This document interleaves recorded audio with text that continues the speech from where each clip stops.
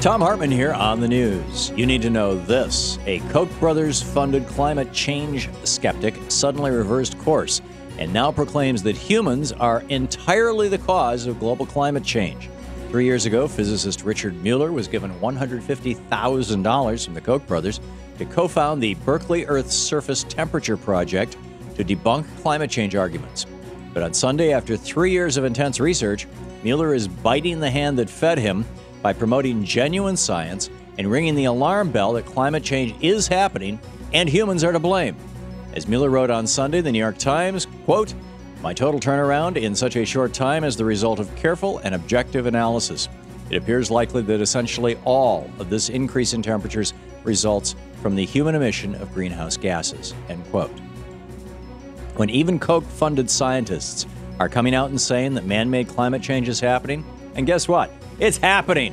From unprecedented ice melting in Greenland, to unprecedented heat waves and droughts in America, to sudden die-offs of reefs and phytoplankton in the oceans, the world is changing rapidly. And eventually, billionaires will no longer be able to buy off scientists to deny the reality of the damage that their oil, coal, and natural gas industries are doing to our planet. In screwed news, for-profit colleges are scamming American students. According to an investigation by Democratic Congressman Elijah Cummings, the ranking member on the House Committee on Oversight and Government Reform, for-profit colleges are paying executives massive salaries, not based on student achievement, but instead based solely on profitability.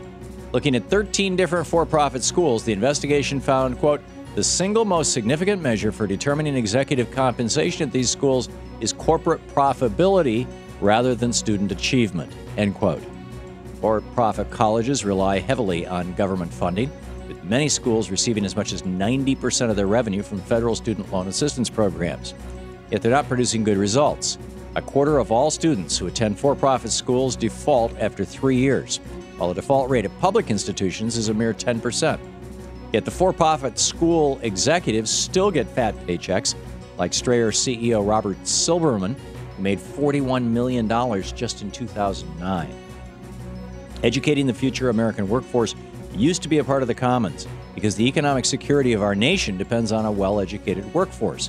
But now the money changers are in control, leaving students in debt, unprepared, and jobless. In the best of the rest of the news, last week Democrats in the Senate passed legislation to extend tax cuts for 98% of the nation while forcing the top 2% to pay their fair share again. This week, Republicans in the House are countering that vote with legislation to give millionaires a massive $187,000 annual tax cut while raising taxes on the middle class and working Americans. The so-called tax reform law being considered by Republicans this week would drop the top income tax rate in America down to 25%. And rather than closing loopholes that allow corporations like GE to pay nothing in taxes, Republicans are getting rid of deductions that give average working families some tax relief. According to analysis by Citizens for Tax Justice, the Republican plan would massively shift the tax burden down the income scale, hitting low and middle-income Americans the hardest. The Republican Party is now officially the party of, by, and for the top 1%. As long as Antonin Scalia is on the Supreme Court, then logic and just plain common sense will be under assault.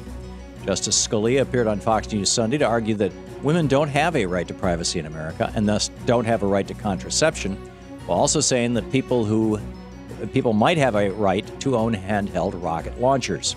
Scalia said he disagreed with the Supreme Court's Griswold decision, which gave married couples the legal right to have condoms in their bedrooms, something that was illegal prior to 1965, arguing there's no right to privacy in the Constitution. Then Scalia argued that the Second Amendment applies to any sort of weapon that can be carried in someone's hands, hence the phrasing of the Second Amendment's right to bear arms. Thus, a handheld rocket launcher is fair game in Scalia's mind. So this is a vision of our future laid out by one of the most powerful men in the nation.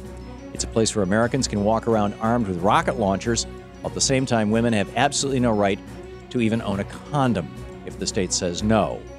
This November, the Supreme Court hangs in the balance. If Mitt Romney wins, he says we should expect a few more Scalias on the high court. There's good news coming out of Minnesota, where a homeowner was saved from foreclosure thanks to the local Occupy movement.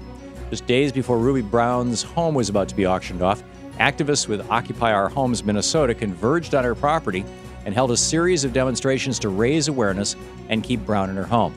And it worked. Last week, Brown was told by Bank of America that they would renegotiate her mortgage.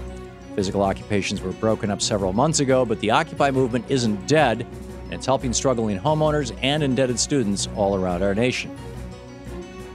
And finally, after a gaffe extravaganza in London, Mitt Romney arrived in Israel over the weekend.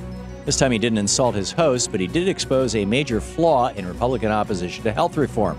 Romney praised the Israeli healthcare system, noting that Israel only spends 8% of their GDP on healthcare, and they're a pretty healthy nation. Romney went on to say that Americans need to learn from Israel and find ways to fund and manage our healthcare costs. Apparently, no one told Romney that Israel has a universal, largely nonprofit healthcare system that includes an individual mandate, same sort of mandate that you would find in Obamacare. And that's the way it is today, Monday, July 30th, 2012. I'm Thom Hartmann on the News.